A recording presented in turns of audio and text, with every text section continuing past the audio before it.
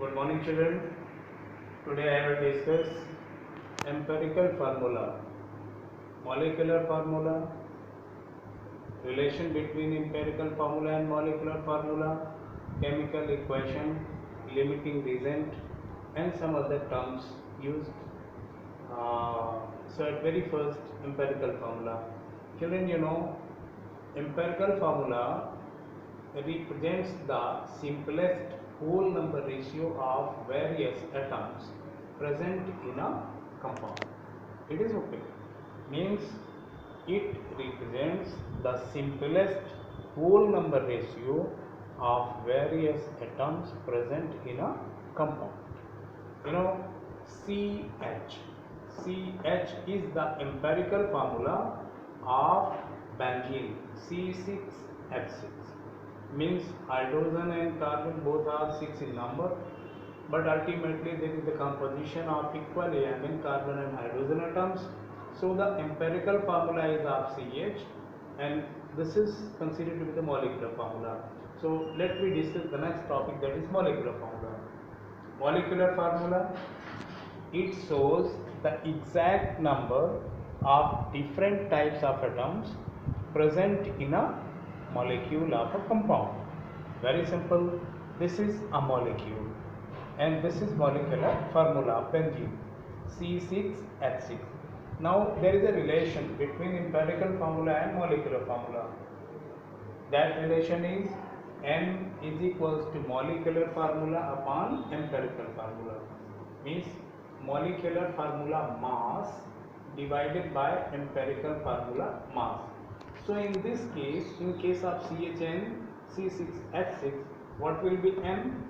This will be exactly 6, because when we multiply CH by 6, we will be getting the molecular formula C6H6. It is okay. Let you discuss, children, chemical equation. Already you have been studying in class 10. This first chapter in class 11 is simply the basic concepts, means the revision of basic concepts of the previous classes study of chemistry. No?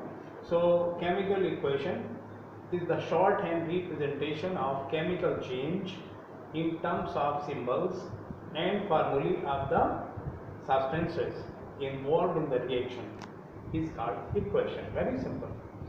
This is the equation.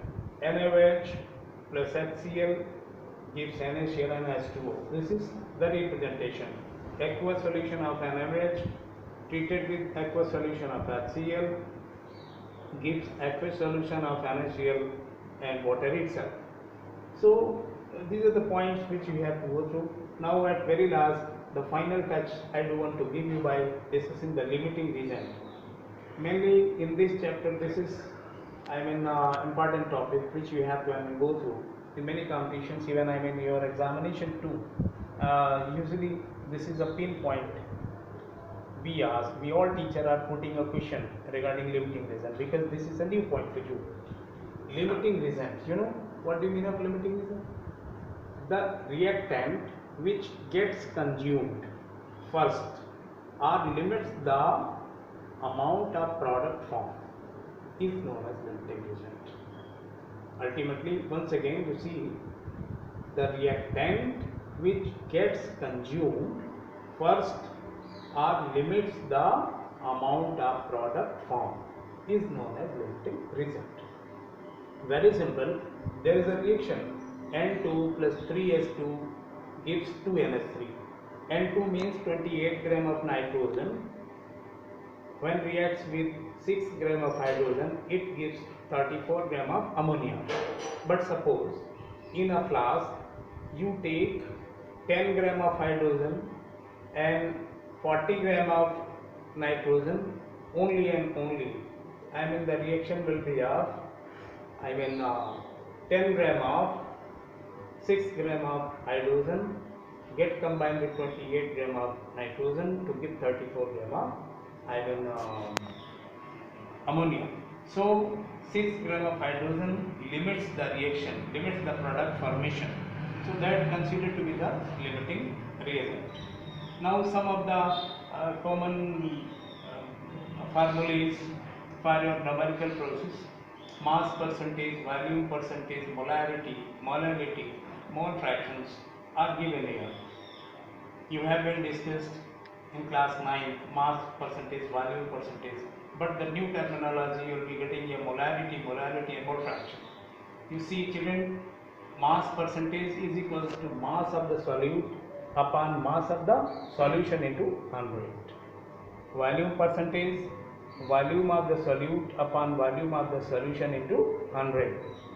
But for molarity, it is denoted by capital M, number of moles of solute upon volume of solution, or we can write weight of solute upon molecular weight of solute into volume of solution in ml and divided by 1000. So 1000 goes to upper side.